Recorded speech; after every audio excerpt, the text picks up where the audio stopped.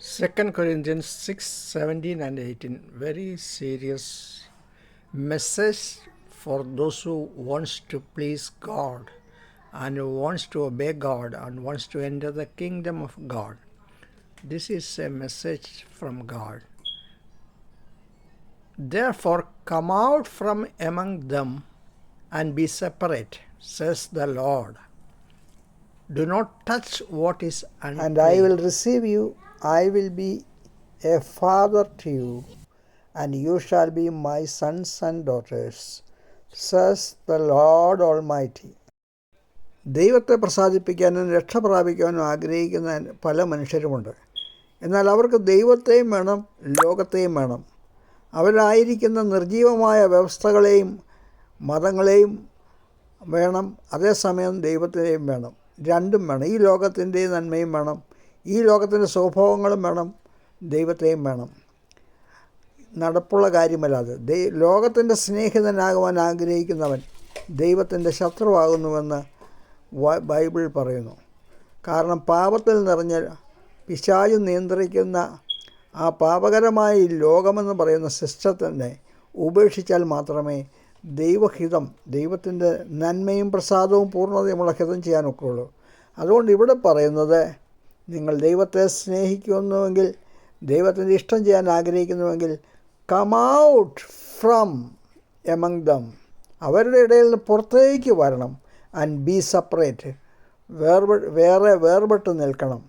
കാരണം പാപം നിറഞ്ഞ ആ സിസ്റ്റത്തിനകത്ത് നിന്നുകൊണ്ട് നിങ്ങൾക്ക് ദൈവത്തെ സേവിക്കാൻ കഴിയുകയില്ല. ഈജിപ്തിൽ നിന്നുകൊണ്ട് ഇസ്രായേൽ ജനത്തിന് ദൈവത്തെ സേവിക്കാൻ കഴിയുകയില്ല. അതുകൊണ്ട് ആ സിസ്റ്റം, നിങ്ങൾ ഉൾപ്പെട്ടിരിക്കുന്ന നിങ്ങൾക്ക് തന്നെ അറിയാവുന്ന പാപികളായി ദൈവത്തെ അറിയാത്ത ജനം നിറഞ്ഞ മതത്തിൻ്റെ ആ സിസ്റ്റത്തിൽ നിന്ന് യേശുവിൻ്റെ സ്വരം കേട്ട്, ദൈവത്തിന് സ്വർഗത്തിൽ നിന്ന് അരുളി ചെയ്യുന്ന സ്വരം കേട്ട് പുറത്തു വന്ന് ദൈവത്തെ സ്നേഹിക്കുക തന്നെ ചെയ്യണം. പിതാവായ അബ്രഹാം തൻ്റെ ദൈവത്തിൻ്റെ സ്വരം കേട്ട് താൻ അധിവസിച്ചിരുന്ന ഊറെന്ന് പറയുന്ന ഇറാഖിലെ ഭൂമിയിൽ നിന്ന് താൻ ദൈവം പറഞ്ഞ സ്ഥലത്തേക്ക് പുറത്തേക്ക് വന്നതുപോലെ നമ്മൾ ഉൾപ്പെട്ടു നിൽക്കുന്ന പരമ്പരാഗതമായ നമ്മുടെ മതവിഭാഗങ്ങളിൽ നിന്നോ നമ്മുടെ സഭയിൽ നിന്നോ നമ്മൾ ദൈവത്തിൻ്റെ സ്വരം കേട്ട് യേശുവിനെ പിൻഗമിക്കുവാൻ, ശിഷ്യന്മാർ യേശുവിൻ്റെ വിളി കേട്ട് എന്നെ അനുഗമിക്കുക എന്ന വിളി കേട്ട് യേശുവിൻ്റെ പിന്നാലെ, സത്യത്തിൻ്റെ പിന്നാലെ പോയതുപോലെ ക്രിസ്തുവിൻ്റെ സ്വരം കേട്ട് ബൈബിളിലെ സത്യത്തിൻ്റെ പിന്നാലെ നാം ഇറങ്ങിത്തിരിക്കുന്നില്ലെങ്കിൽ നമുക്ക് ലോകത്തെ സേവിച്ചുകൊണ്ട് ദൈവത്തെ സേവിക്കുവാനും സ്വർഗരാജ്യം പോകുവാനും ആഗ്രഹിച്ചാൽ രണ്ടും കൂടെ നടക്കുകയില്ലെന്ന് മാത്രമേ ദൈവത്തിന് പറയുവാനുള്ളൂ. പക്ഷേ നാം ആ സ്വരം കേട്ട് പുറത്തു വന്നാൽ വലിയൊരു വാഗ്ദാനം നമുക്ക് ദൈവം തന്നിരിക്കുന്നു. ദൈവം പറയുന്നു, അത്യുന്നതനായ സർവശക്തനായ ദൈവം പറയുന്നു, ഞാൻ നിങ്ങളെ കൈക്കൊള്ളും.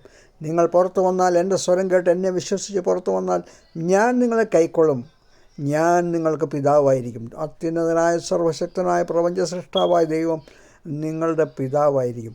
And you shall be my sons and daughters, നിങ്ങൾ എൻ്റെ പുത്രന്മാരും പുത്രിമാരും ആയിരിക്കുമെന്ന് അരുളി ചെയ്യുന്നത് സർവശക്തനായ ദൈവമാണ്. ഇത്രയും വലിയ പദവിയിലേക്കാണ് നിങ്ങൾ പ്രവേശിക്കുന്നത്.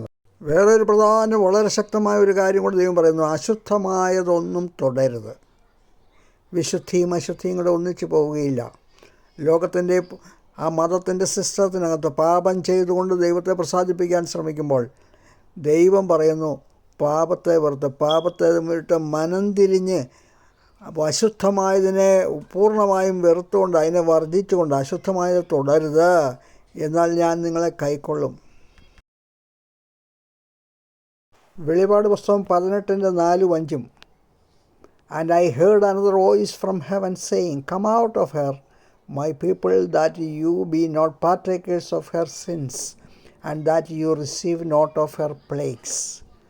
അതേ വഴിതെറ്റിപ്പോയ മതം, ആ വഴിപിഴച്ചു പോയ ക്രിസ്തീയ സഭ, അതിൽ നിന്ന് പുറത്ത് വരുവിനെന്നുള്ള ദൈവത്തിൻ്റെ ആഹ്വാനമാണ് തൻ്റെ ജനത്തോട് പറയുന്നത്.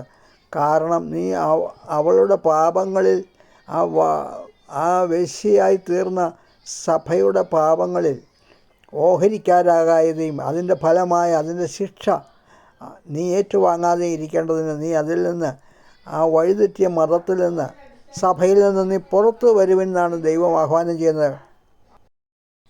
തെറ്റായ പാരമ്പര്യ സഭയിൽ നിന്നുകൊണ്ട് തന്നെ ദൈവത്തെ പ്രസാദിപ്പിക്കാൻ ശ്രമിക്കുന്നവരോടുള്ള സ്വരമാണിത്. ദൈവത്തിൻ്റെ സ്വരമാണ്. നിങ്ങൾ രക്ഷ പ്രാപിക്കാൻ ആഗ്രഹിക്കുന്നുവെങ്കിൽ നിങ്ങൾ പുറത്തു വരിക, ക്രിസ്തുവിൻ്റെ സ്വരം കേട്ട് ക്രിസ്തുവിനെ അനുഗമിക്കുക, സത്യത്തെ അനുഗമിക്കുക, സത്യത്തിൻ്റെ സാക്ഷിയായി നിൽക്കുക. അല്ലാതെ തിന്മയുടെ, പാപത്തിൻ്റെ, മാനുഷിക പാരമ്പര്യങ്ങളെ മുറുകെ പിടിച്ചുകൊണ്ട് അതേസമയം ദൈവത്തെ സേവിക്കാൻ നിങ്ങൾക്ക് ഒരിക്കലും സാധ്യമല്ല.